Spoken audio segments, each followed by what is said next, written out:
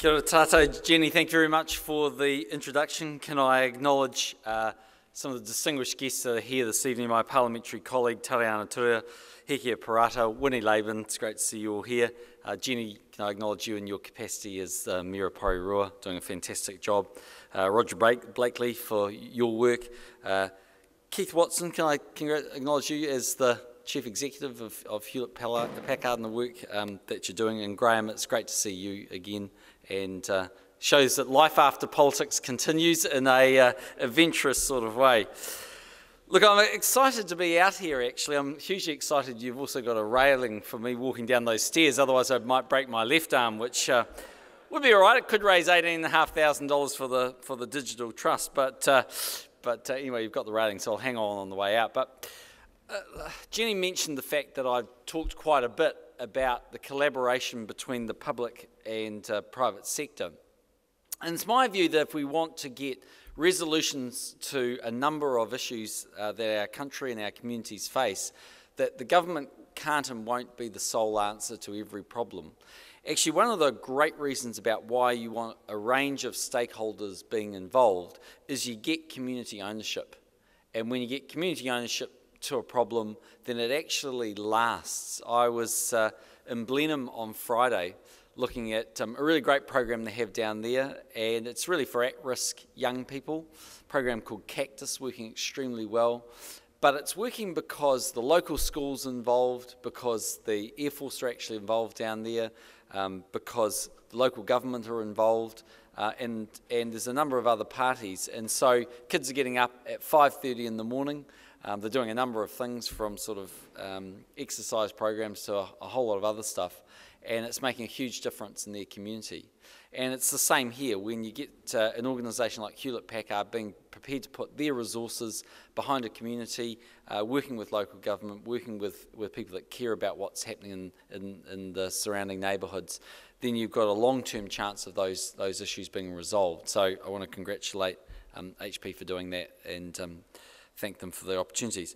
Can I just talk a moment about what this all means? Because ultimately upskilling people and giving people the access to the sort of modern world, if you like, is going to be the future of New Zealand.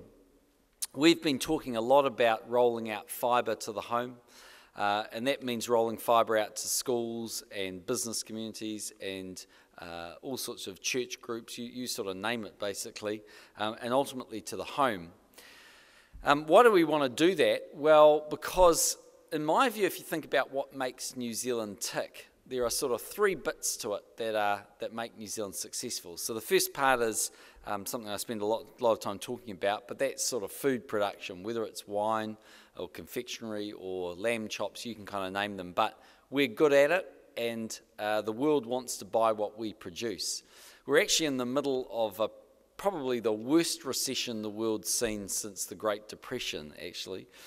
But go out there and ask a lamb farmer or a sheep farmer how much they're getting for a lamb at the moment.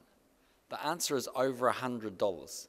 So in basically the worst recession we've seen since 1930, we're still selling a lamb for over $100. So it gives you a sense of the demand for that area. The second, in my view, is tourism. I happen to know the Minister of Tourism. He's a great bloke, doing a fantastic job. I gave him his review for the first 4 months on the job, told him to keep up the good work and to pat him on the bottom and send him on his way. And the third part of what we're going to be fantastic at, in my view, is what I would define as Kiwi ingenuity. So that's our ability to get a really creative idea or just run a really good business from New Zealand. It's all that sort of ingenuity stuff. And we do it really well. So I want to give you an example of how that fits into people learning about digital technology and therefore having the ability to use the internet. I went to an under-40s function in the middle of last year, and I said to this girl that was there, she was in her sort of late 20s, what do you do? She said, well, I run a business selling wine online to India.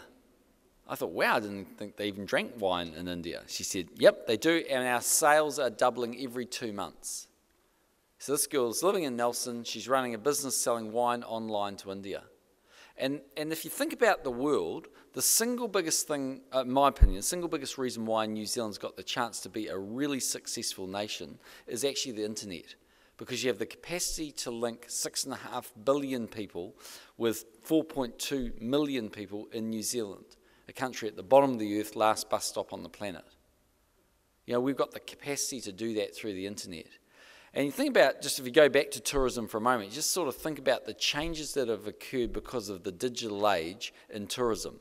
How many people actually go on holiday these days without looking at an internet site about where they're going, or to book their accommodation or their flight or their rental car, whatever, online?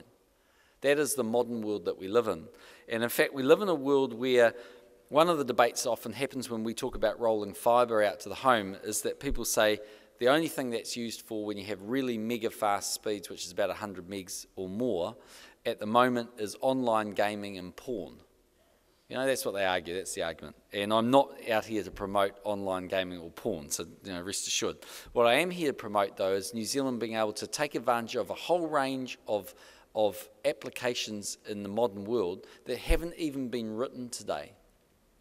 You know, they haven't even thought about those. But what I can tell you is in the years ahead, New Zealanders are going to go in and have a completely different experience for a whole lot of things that they do, whether it's with local government or central government or in business or in education or in their daily lives.